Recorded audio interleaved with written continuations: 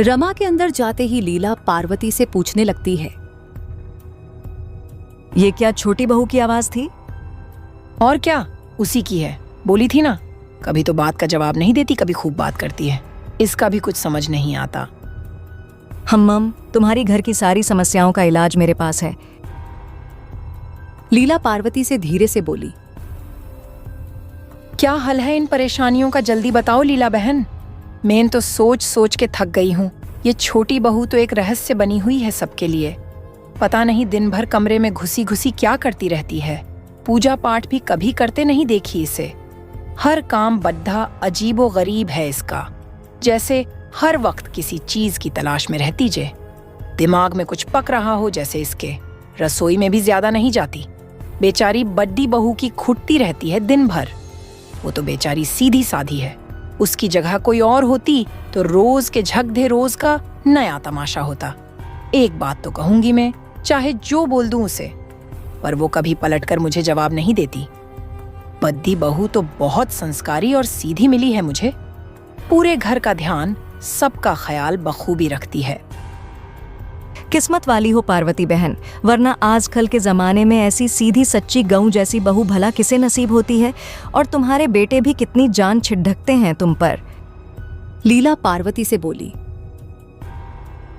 लेकिन बाकी की सारी कमी इस छोटी बहू ने जो पूरी कर दी। हालांकि पलटकर जवाब तो अभी तक उसने भी नहीं दिया मुझे, पर है बड्ढी अनोखी। सचिन से बोला था उसे थोड़ा समझा देना, शायद उसी ने कुछ अक्ल दी होगी, तभी अब जाकर कुछ नरम पड्डी है, पर अभी भी सामान्य नहीं लगती। तुम चिंता मत करो, मेरे एक पहचान के जानकार तांत्रिक है। वो कई घरों की ऐसी समस्याएं सुलझा चुके हैं। वो यहाँ आते ही सारी कहानी खुद समझ जाएंगे। यदि कुछ उल्टा सीधा हुआ इस घर में तो वो फौरन बता देंगे। बस उसकी कुछ दान दक्षिणा लेते हैं। वो जो बताएं तुम वैसा ही करना, फिर देखना वो सब ठीक कर देंगे। लीला पार्वती के हाथ पर हाथ रखते हुए, ढांढस बंधाते हुए धीरे से बोली। पार्वती भी उसकी बात सुनकर कुछ संतुष्ट होती है। ये तो बहुत बढ़िया रहेगा लीला बहन। बाबा जी तो हिमालय गए हैं सिद्धि के लिए, पता नहीं कब तक लौट कर आएंगे। जब तक कुछ न कुछ तो उपाय करना ही पड़ेगा। स्थिति तो दिन पर दिन खराब होती जा रही है। तुम उनसे बात करके उनको यहाँ लेकर जरूर आना। महेश तो कुछ करेगा नहीं मन से, पर मुझे तो चिंता लगी है इस घर की। जब तक जिंदा हूं चुप तो बैठूंगी नहीं। अरे लीला ताई, आप बहुत दिनों बाद आई आप। वो क्या कहते हैं, कहाँ गई थी? हाँ मेहर वाली माता जी, कैसी हैं हमारी देवी मियाँ? अरे बिटवा, तेरी लीला ताई और तेरी देवी माई दोनों भली चंगी हैं। अब अगली बार जाऊंगी तो तेरी इस पार्वती मैया को भी ले जाऊंगी मैहर। दर्शन करने से सारे जाने अनजाने की हुई गलतियां माफ हो जाती हैं। उनकी चौखट पर मथा टेकने से सारी मुरादें पूरी होती हैं। पार्वती को तो अभी जब गई थी तभी बोली थी, पर इसे घर आंगन से फुर्सत मिले तब। अरे अब दो दो बहू आ गई हैं घर में, अब तो बेफिक्र होकर घूम सकती है ये। घर बार अब तुम लोग संभालो। अरे तो मैंने कब मना किया है ताई? माँ खुद ही कहीं नहीं जाती।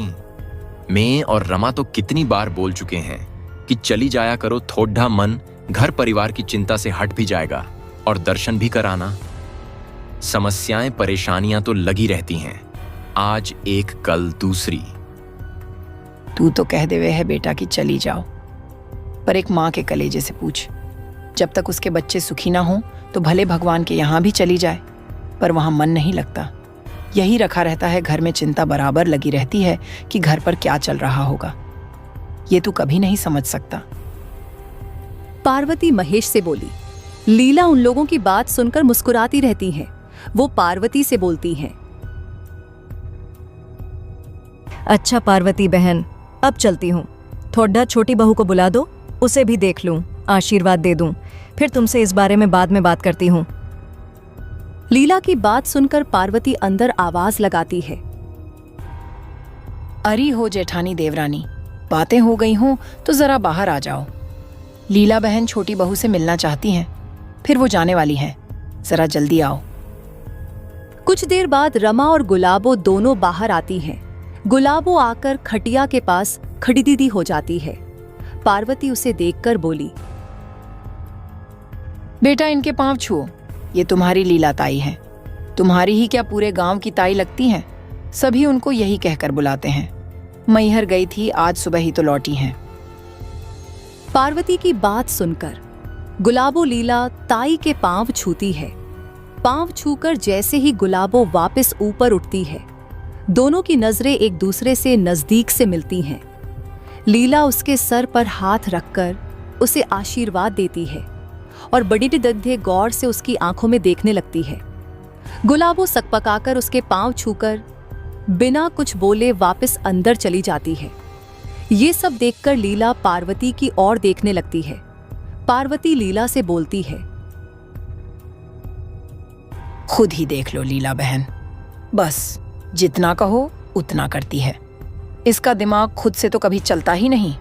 पांव छूने का बोली तो बस वही किया और चली गई। बद्दे बूढ़ों से किस तरह पेश आना चाहिए, इसके घर वालों ने इसे सिखाया ही नहीं लगता है। कुछ गड्ढ बद्दत तो है पार्वती बहन। उसकी आंख में देखा तो कुछ कुछ लगा मुझे। इसकी आंखें सामान्य नहीं लगती मुझे। पूरी उम्र खपाई है मैंने, एक एक बात अच्छे से जानू हूँ। घाट घाट का पानी पिया है मैंने।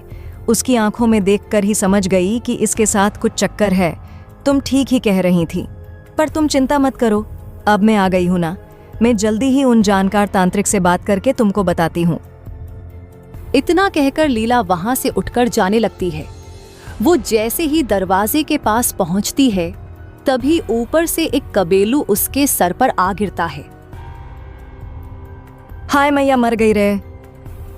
लीला की चीखा निकल पड़ी जाती है। वो वही सर को पगड़ी ढककर बैठ जाती है।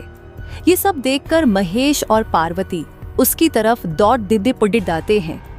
उसे उठाकर खटिया पर लिटाते हैं। पार्वती रमा से बोलती है, अरे तू खरी खरी क्या देख रही है, जा जल्दी से हल्दी छूने का लेप बना ला।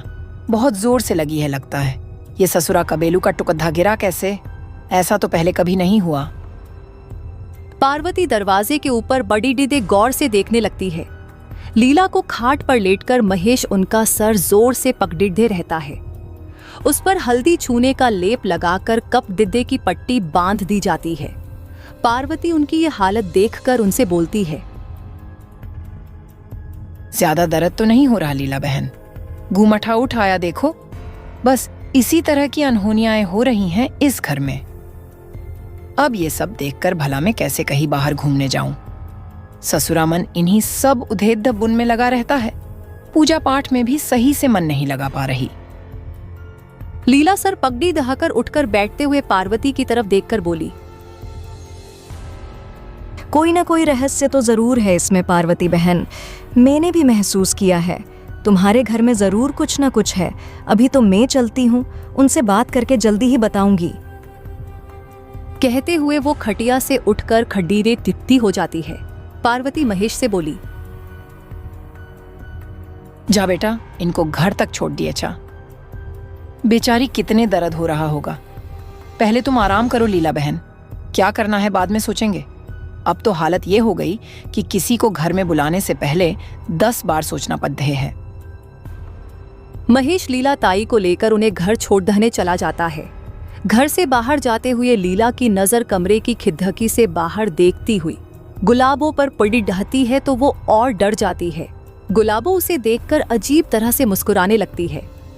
जब महेश लीला को उनके घर छोड़ कर आता है तो आंगन में बैठी पार्वती उसे देखते हुए बोलती है, बेटा, मैंने लीला बहन से बात की है इन सब के बारे में। वो किसी जानकार तांत्रिक को जानती हैं। बाबा जी तो पता नहीं कब तक आएंगे। इस घर में तो रोज कुछ ना कुछ लगा हुआ है। भगवान रक्षा करना इस घर की। हमने तो कभी किसी के साथ बुरा नहीं किया, फिर हमारा बुरा कैसे हो सकता है? माँ तू चिंता मत कर, सब ठीक हो जाएगा। बस अपना ख्याल रख। बहुत समय हो गया ना, कबेलू कमजोर होकर अपनी जगह छोड़ कर गिर गया होगा। जल्दी ही मैं पुराने कबेलू की जगह नए लगवा दूंगा। पर तू इन सब के बारे में ज्यादा मत सोच, फिर तुझे इस तरह देखकर मेरा मन भी नहीं लगता किसी काम में। खाना तैयार है माताजी, आप कहो तो लगा दूं। मुन्नी बिट्टू, जाओ हाथ मुंह धो लो। दादी के साथ तुम भी खा लो। आप भी बैठ जाइए जी, मैं परोस देती हूँ। ला खाना ही लगा दे। भूख भी लगाई। मुन्नी और बिट्टू जाओ हाथ धोकर आ जाओ। महेश तू भी हाथ मुंह धो ले बेटा। रमा पार्वती की बात सुनकर दोनों से बोली। कुछ देर बाद रसोई से अचानक रमा के चीखने की आवाज आती है। सभी घबराकर रसोई में भागते हैं। वहां जाकर देखते हैं तो नाक पर हाथ रख लेते हैं। रसोई में से तेज दुर्गंध आने लगती है। पूरा खाना जैसे सड़ गया हो, खराब हो गया हो। रमा और सभी लोग ये देखकर आश्चर्य से दोहरे होने लगते हैं। किसी की कुछ समझ में नहीं आता। अभी अभी बनाया हुआ ताजा गरम खाना अचानक से खराब होकर दुर्गंध कैसे छोड़ने लगा। सभी एक दूसरे की तरफ हैरानी से देखने लगते हैं। उन लोगों की आवाज सुनकर गुलाबो भी वहां आ जाती है। उसे वहां देखकर पार्वती बाहर खटिया पर आकर बैठ जाती है। है भगवान, आज फिर से पूरा बना बनाया गरम खाना खराब हो गया। मेरी तो मति ही काम नहीं कर रही। पूरी जिंदगी इस घर में गुजार डाली, पर ऐसा कभी नहीं देखी। अब तो कुछ ना कुछ जल्दी ही करना पड़ेगा इस बारे में, वरना पता नहीं कौन सी बड़ी घटना हो जाए। पार्वती की बात सुनकर महेश भी थोड़ा चिंतित हो जाता है। आधी रात को फिर रमा को वैसी ही आवाज आती है जैसे कोई गुर्राते हुए अपने दांतों से कुछ करक चीज चबा रहा हो। खिड़की के पास आकर वो बाहर देखने लगती है। आवाज उसी सचिन के कमरे से आ रही थी। वो पीछे मुड़कर महेश को देखती है। महेश गहरी नींद में सोया पड़ा था। रमा सोचती है, इन्हें जगाने का कोई मतलब नहीं। ये मानेंगे नहीं, बस मेरा भ्रम बताकर वापस खर्राटे लेने लगेंगे। मुझे ही हिम्मत कर इस रहस्य को बूझना होगा। डरकर कुछ होने वाला नहीं। ये सोचकर रमा धीरे से दरवाजा खोलकर बाहर आती है।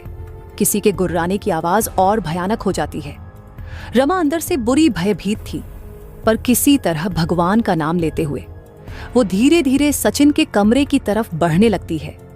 रात के ठंडे माहौल में भी उसका बदन पूरा पसीने से नहाने लगता है। वो आंख बंद कर प्रभु का नाम लेते हुए धीरे धीरे उस कमरे के दरवाजे के पास आकर खड़ी हो जाती है। कान लगाकर अंदर की आवाज सुनने की कोशिश करती है। अब उसे वो आवाजें और साफ सुनाई देने लगती हैं। हम हा करते हुए गुर्राने की आवाज के साथ कोई बुरी तरह चबा चबा कर कोई करक चीज खा रहा था। अचानक वो आवाज बंद हो जाती है। अब जैसे कोई पांव जमीन पर जम जम के पटकते हुए पायल की छन छन आवाज कर चलकर उसी ओर दरवाजे की तरफ आ रहा हो। रमा सचेत होकर फौरन वहां से दूर दीवार की आड़ में आकर खड़ी हो जाती है और छुपकर अंदर तक दहली हुई उसी तरफ देखने लगती है।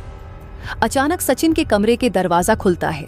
अंधेरे में बाल फैलाए एक अजीबो गरीब कद काठी का भयानक सा दिखने वाला साया गुर्राते हुए दरवाजे की चौखट पर आकर बाहर उल्लू की तरह इधर उधर कुछ ढूंढने लगता है। दीवार की आड़ में छुपकर ये सब देखने वाली रमा की हालत और भी पतली हो जाती है। उसका पूरा शरीर कंपाने लगता है। पांव जमीन से उखड़ने लगते हैं, पर किसी तरह हिम्मत रखते हुए वो छुपकर देखती रहती है।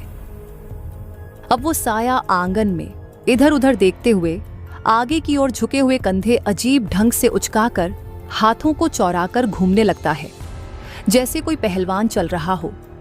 छुपकर देख रही रमा की नजर जैसे ही उसके हाथों और पांवों पर पड़ती है तो उसकी घिग्गी बंध जाती है।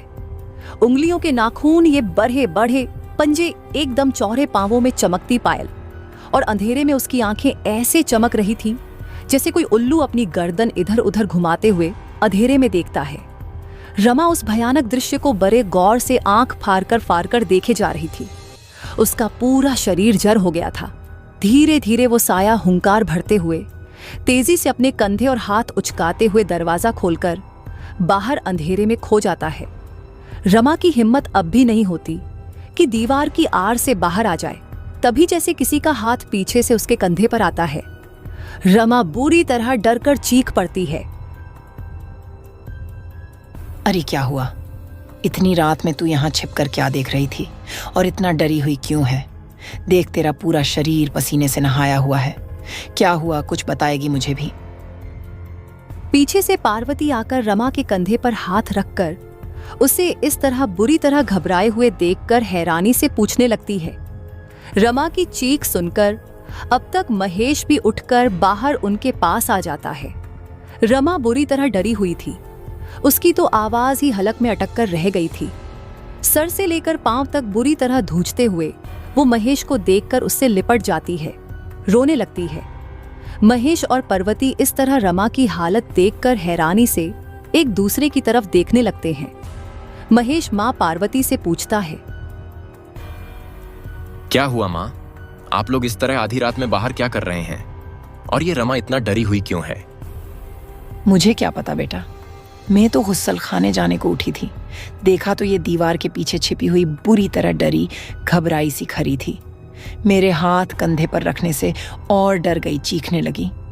मुझे तो खुद समझ नहीं आ रहा, इतनी रात गए ये बाहर क्या देख रही थी छिपकर। पार्वती भी आश्चर्य से महेश की ओर देखते हुए बोली। रमा लाख कोशिशों के बाद भी मुंह से कुछ बोल नहीं पा रही थी, बस बाहर दरवाजे की तरफ भयभीत आंखों से इशारा कर रही थी। उसका पूरा शरीर बुरी तरह डर से कंपन कर रहा था। बड़ी मुश्किल से वो कनकंपाते हुए लड़खड़ाती आवाज में दोनों को सारी बात बताती है। उसकी बात सुनकर पार्वती और महेश एक दूसरे की आंखों में देखने लगते हैं। तभी महेश बाहर के दरवाजे के पास जाकर उसे देखकर बोलता है, लेकिन ये दरवाजा तो बंद है अंदर से, किसी ने नहीं खोला। रमा मुंह फाड़े हुए घबराकर उस दरवाजे को हैरानी से देखने लगती है। उसकी कुछ समझ में नहीं आता ये सब हो क्या रहा है। पार्वती गुलाबों के कमरे का दरवाजा खटखटाती है, जो कि अंदर से लगा रहता है। कुछ देर बाद अंदर से दरवाजा खुलता है। गुलाबो उबासी लेते हुए बाहर आती है। सबको इस तरह आधी रात में घबराया हुआ बाहर खड़ा देख वो सबसे पूछती है, क्या हुआ? आप सभी इस तरह आधी रात में बाहर क्या कर रहे हैं? गुलाबों के इस तरह पूछने से पहले से ही घबराई हुई रमा उसकी तरफ बड़ी हैरानी से देखने लगती है। तभी महेश बोलता है, गुलाबो तो अंदर सो रही थी और वो बाहर का दरवाजा भी अंदर से लगा हुआ था। कोई खोलता तो वो बंद कैसे हुआ अंदर से? तुमको कुछ दिनों से क्या हो गया है रमा? बहकी बहकी बातें करनी लगी हो। कल रात में मुझे भी जगाया था तुमने, पर मुझे तो कोई आवाज आई नहीं। पता नहीं क्या क्या सोचती रहती हो दिन भर, फिर वही सब अपने सामने होते देखने लगती हो। माना घर में कुछ दिनों से अजीब घट रहा है, पर तुमने उसे दिलो दिमाग पर ले लिया है, इसलिए हर वक्त तुमको एक डर लगा रहता है और रात में वही डर तुमको सच होते दिखने लगता है। खुद भी परेशान रहती हो और सबको भी चिंता में डाल देती हो। चलो अंदर आराम से सो जाओ। मैं हूं तो फिर डर की क्या बात है। मां, आप भी जाइए, सो जाइए। इस बारे में सुबह बात करेंगे। महेश रमा को अंदर ले जाते हुए पार्वती से बोलता है, पर पार्वती रमा की बातों को हल्के में नहीं लेती। रमा द्वारा बताई बातें उसके जहन में घूमने लगती हैं। उस समय तो वो कुछ नहीं बोलती, पर उसका माथा अब ठनक चुका था। आस्य ओ सिनेत से आसी था।